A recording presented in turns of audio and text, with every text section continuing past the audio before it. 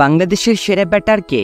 এমন প্রশ্নের উত্তরে মুশফিকুর রহিমের নাম একবারে প্রথম দিকেই চলে আসে। লাল সবুজের জার্সিতে বহু জয়ের সাক্ষী হয়েছেন মিস্টার ডিপেন্ডেবল। তবে নিজেকে সমালোচনা থেকে রেহাই দিতে পারেননি তিনি। একটু আবেগী মুশফিক বিভিন্ন সময়ে আবেগতাড়িত হয়ে বিভিন্ন কর্মকাণ্ড ঘটিয়েছেন।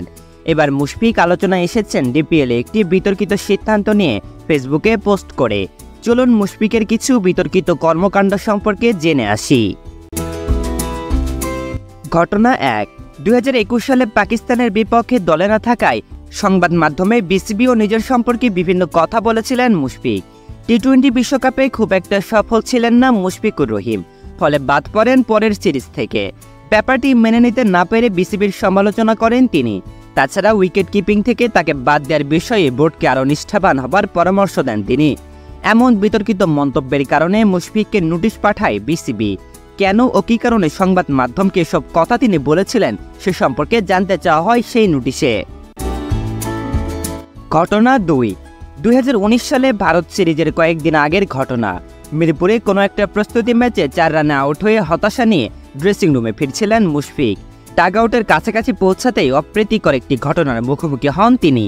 তাকে উদ্দেশ্য করে কটূক্তি করে বসেন ভিআইপি গ্যালারিতে বসা এক দর্শক। মেজাজ হারিয়ে মুশফিকও পৌঁছে যান গ্যালারির দর্শকের কাছে। গিয়ে সেই দর্শকের কলার ধরার মতো কাণ্ড ঘটিয়েছিলেন তিনি। ঘটনা 3। এবারের ঘটনাটি বঙ্গবন্ধু টি-20 কাপের এলিমিনেটর রাউন্ডের ম্যাচে বরিশালের বিপক্ষে। তখন খেলায় অনেকটা নিয়ন্ত্রণ ঢাকার। শফিকুলের বলে 50 করা আফিফের ক্যাচ যায় উইকেটের পেছনে। সেই ক্যাচ তালুবন্দি করেন মুশফিক। শর্ট ফাইন লেগে থাকা ফিল্ডার নাসুমও চলে আসেন ক্যাচ ধরতে। মুশফিক নাসুমের মধ্যে ধাক্কা প্রায় লেগেই যাচ্ছিল। তখন মেজাজ নিয়ন্ত্রণের বাইরে চলে যায় মুশফিকের। বল হাতে থাকা অবস্থায় নাসুমকে প্রায় ঘুষি মারতে উদ্যত হতে দেখা যায় ঢাকার অধিনায়ককে।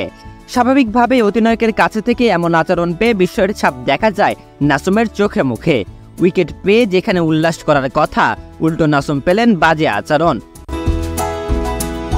ঘটনা 4।